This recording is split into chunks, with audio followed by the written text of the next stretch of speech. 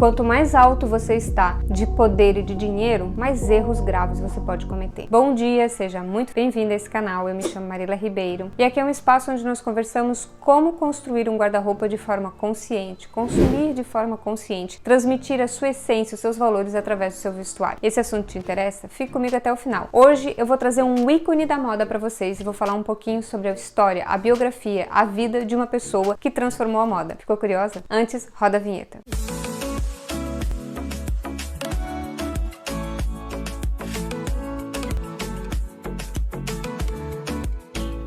A gente decidiu, junto com a minha equipe, de criar um novo quadro para esse canal. O quadro se chama Ícones, mulheres que influenciaram o mundo da moda ou influenciaram simplesmente nós mulheres, a forma de nós vermos o mundo. Pode ser uma escritora, pode ser uma estilista, não importa. Hoje eu decidi trazer alguém que eu adoro, vocês sabem. Será Virginia Woolf? Será Coco Chanel? Hoje eu decidi trazer Coco Chanel para vocês. Já tem um vídeo aqui que eu fiz sobre ela, mas o som ficou ruim, a imagem ficou ruim, tudo ficou ruim e eu decidi gravar de novo um vídeo sobre Coco Chanel. Afinal de contas, essa mulher influencia minha vida desde os meus 9 anos de idade. E se eu estou onde estou, é graças à influência dessa mulher. Podem criticar Coco Chanel, dizendo que ela foi do lado dos alemães, dizendo que ela fez isso, que ela fez aquilo. Ela foi uma mulher revolucionária e ponto. Ninguém pode tirar esse mérito dela. E eu vou trazer aqui para vocês pontos positivos e pontos negativos da personalidade dessa mulher tão poderosa. Primeiro ponto que eu quero dizer para vocês é que a Coco Chanel é uma pessoa que teve muita dor na vida. Com 9 anos, a mãe dela morreu. O pai dela, que era vendedor de casa em casa, não tinha uma estrutura para manter os filhos, então ele tinha 5 filhos. A Coco, a irmã dela e mais 3 meninos. Para que ele continuasse vendendo, trabalhando e ter o ganha-pão dele, ele pegou os 3 filhos homens, levou para uma fazenda para que eles trabalhassem para esse fazendeiro e o fazendeiro em troca dava alimento, roupa,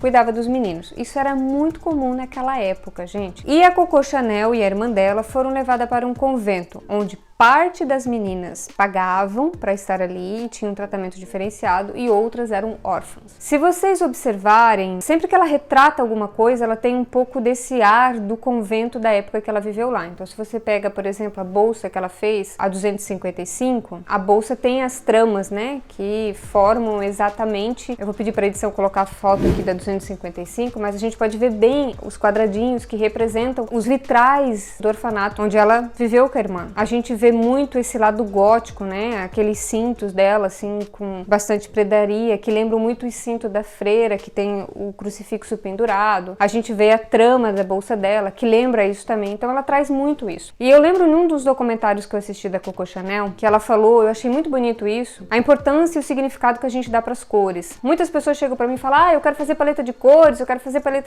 isso e aquilo. Mas será que é o mais importante? O que essa cor significa para você? O que essa cor transmite para você? Vou dar um exemplo da Coco Chanel. A Coco Chanel trouxe o preto muito presente. Tem uma frase ícone dela que ela olha todo mundo na ópera e ela olha as mulheres muito coloridas, né? Porque tecidos coloridos na época da Coco Chanel era muito caro. O mais barato era você ter tecidos escuros, que o tingimento era mais fácil. E aí ela olha para aquelas mulheres e fala, eu gostaria de ver todo mundo vestido de preto. Porque ela foi obrigada a usar preto durante boa parte da vida dela. A bolsa 255, se você notar, o lado de fora dela é preto e o lado de dentro é bordô. Numa entrevista ela disse, eu coloquei o bordô dentro por 2 motivos. Um, para que as mulheres abrissem a bolsa e conseguissem achar facilmente o que estava dentro, mas o principal é porque esse bordô foi a cor que mais me machucou ao longo da minha infância e hoje eu escondo essa cor. Ou seja, as meninas que pagavam, que os pais vinham buscar para elas passar férias e depois elas voltavam para a escola, para o convento, elas usavam bordô. As órfãs usavam preto. Então, a gente precisa entender o significado de cada coisa na nossa vida e aquilo que nos representa. E a Coco Chanel usou isso com muita maestria. Uma coisa que eu quero trazer também aqui muito importante dela e que o pessoal critica muito, ela teve vários amantes, aquilo, ela não podia fazer outra coisa. Ela nunca iria casar com ninguém. Quem assistiu o filme Coco antes de Chanel vai ver que tem uma cena que ela tá com a irmã dela, elas participavam muito de competições de cavalo, porque era uma nata muito seleta que criava cavalos e tinha as competições. Tem uma competição muito conhecida aqui em Paris, que é a competição Diana, que acontece em Chantilly, e ela participava disso. E ela ficava na parte onde ficavam as pessoas mais pobres. sobra, ela não subia onde ficavam os ricos, os mais nobres. E a irmã dela olha pro amante e fala pra ela assim, um dia eu quero estar lá em cima. A Chanel olha pra irmã e fala, um dia eu vou estar lá em cima, mas por causa de mim, não por causa de um homem. Porque homem nenhum vai colocar nós lá em cima. Porque ela era uma mulher sem pai, sem família, sem dote, criada num orfanato. A única chance que ela tinha era de casar com alguém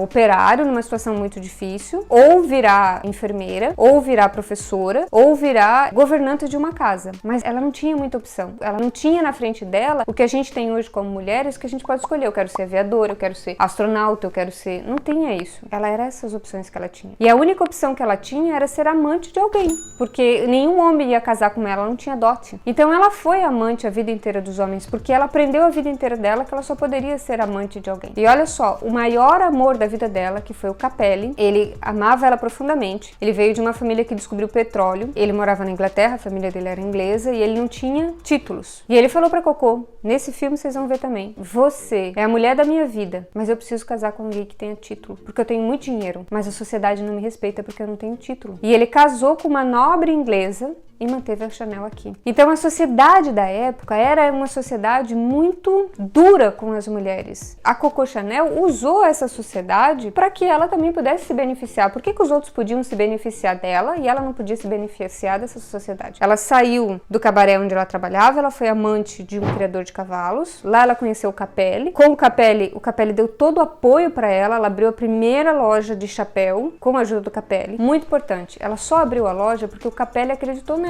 Porque o Capelli deu o nome dele, abriu conta em banco e a loja era do Capelli com uma porcentagem para Chanel, mas era dele, porque mulher nessa época não tinha direito de abrir conta em banco, não tinha direito de abrir negócio, não tinha direito nada financeiramente, nada. A mulher não podia se divorciar do homem nessa época, mesmo que o homem maltratasse, espancasse ela, não tinha direito ao divórcio. Ela só se divorciava se o homem desse o divórcio para ela. Se o homem não quisesse dar, ela tinha que ficar com ele pro resto da vida. Então, ela foi vivendo com esses homens. Infelizmente, o Capelli morreu em um acidente de carro. Foi um período muito trágico para Coco Chanel, muito difícil para ela. E eu acho que ela nunca se recuperou disso, realmente. Ela foi para Veneza, ficou lá em Veneza, na casa de uns amigos, se recuperando. E quando ela voltou, ela disse que ela ia dar o melhor dela para transformar a marca dela, o que ela tinha construído, começado a construir com o Capelli, para se tornar algo muito grande. E outra coisa que eu esqueci de falar que é muito importante, eles abriram a primeira boutique em Paris. Só que a sociedade da época começou a criticar. Como assim? Um cara casado com uma mulher, uma amante abrindo, a minha mulher tá usando o chapéu de uma mulher amante de um outro cara. É impossível. E aí eles foram para Deauville. Foi por isso que ela foi para Deauville. E Deauville ela abriu a boutique dela lá. Porque Deauville era uma cidade como Las Vegas. O que acontece em Deauville fica em Deauville. E aí eles conseguiram manter o relacionamento deles e a loja da Chanel lá. E depois eles voltaram para Paris. No novo contexto, teve a Revolução Russa, então teve nobres russos que vieram para Paris, vieram com muita dificuldade. As mulheres sabiam bordar muito bem e a Chanel empregou muitas mulheres russas que estavam nessa sociedade, nesse luxo, mas que não tinha dinheiro. Então, através disso, a Chanel começou a se colocar numa sociedade. As pessoas começaram a comprar. Ela teve um relacionamento muito próximo com o Picasso, com artistas. Ela era uma pessoa muito estratégica nas escolhas dela, nos amigos, nos relacionamentos dela. Vulgo interesseira. Mas ou ela fazia isso, ou ela nunca ia conseguir vencer a sociedade da época. Algo muito importante que a gente tem que lembrar da Coco Chanel, ela trouxe para dentro do vestuário feminino duas coisas muito importantes. Primeiro, ela libertou o corpo da mulher. A mulher usava uns chapéus enormes, tinha até passarinho empalhado no chapéu da mulher. Usava uma bolsinha que não tinha nada, era só de enfeite. Usava luva, usava sombrinha, vestido com caudas. As mulheres que não usavam vestido com cauda é mulher que trabalhava. Se a mulher não trabalhava, ela tinha a mão muito bem feita, muito bem cuidada e um vestido com cauda, porque ela não precisava trabalhar, então ela podia arrastar o vestido dela. E a Chanel começou a trazer essa simplicidade com elegância para dentro do vestuário feminino. E ela trouxe outra coisa muito importante para dentro do vestuário feminino. Ela introduziu linhas retas que trazem força, que representam o masculino. A mulher nessa época estava muito feminilizada. E aqui a gente usa a palavra feminilizada para dizer fragilizada. O vestuário da mulher impedia ela a movimentos, a exposição e a liberdade. Desde o sapato, da saia, de tudo. A roupa da mulher nessa fase era uma roupa que representava a opressão que ela vivia da sociedade. E a Coco Chanel trouxe, através de uma roupa simples, um pouco mais masculina, a liberdade da mulher. Ela trouxe a camiseta marinheiro. Ela estava em Deauville vendo pescadores puxarem as redes com os peixes usando aquelas camisas marinheiro. Ela trouxe a camisa marinheiro. Ela trouxe o tailleur de dentro do vestuário masculino. Ela trouxe o chapéu kiki do vestuário masculino. Ela trouxe a bolsa de lado, 250 1955, porque ela dizia a mulher tem que ter uma bolsa, tem que ter carteira, tem que ter dinheiro. Parece simples, mas era algo que representava uma liberdade, um avanço da mulher. Ela foi alguém muito além do seu tempo, ela cometeu muitos erros também, ela não foi uma pessoa perfeita, mas eu acho que a gente tem que olhar para as coisas boas que ela deixou, porque todas nós temos o nosso lado sombra e o nosso lado luz. A Coco Chanel também teve seus lados sombras e seu lado luz. E quanto mais alto você está na esfera